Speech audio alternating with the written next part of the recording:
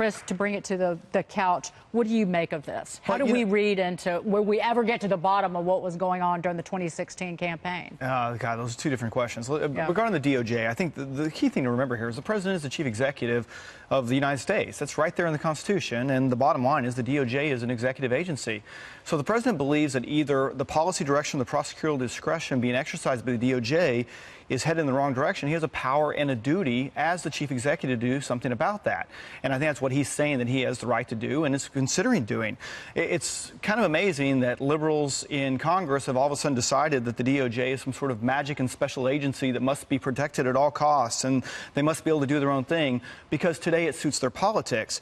But really, it's no different than the Department of Transportation, the Department of Defense, or any other executive agency. The president is the chief executive, and he has a right, a responsibility, and a duty to get involved when he determines it is the time to get involved. Well, and Chris, you're looking at polling on every day, right? This is your world.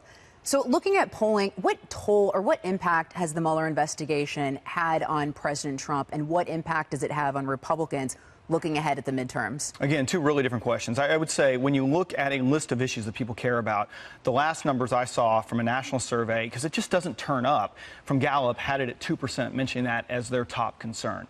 When I look at it regarding specific states, and we're involved, as we were talking earlier, in 8 different Senate elections and 7 different governor's elections, I have yet to see a situation in which the Mueller probe or the investigation ongoing is going to have an impact on that. And in fact, quite the contrary, when I see President Trump go into a state like he did last night in Indiana, like he has in North Dakota, like he has in Missouri, like he has in Montana, like he has in West Virginia, it has a significant impact in terms of helping the Republican candidate like I've never seen in politics before. Obama didn't have that impact, Bush didn't have that impact, Clinton didn't have that impact. And so from that standpoint, I think it answers your question. It really isn't having an effect on 2018 politics, maybe than others creating a further tribalization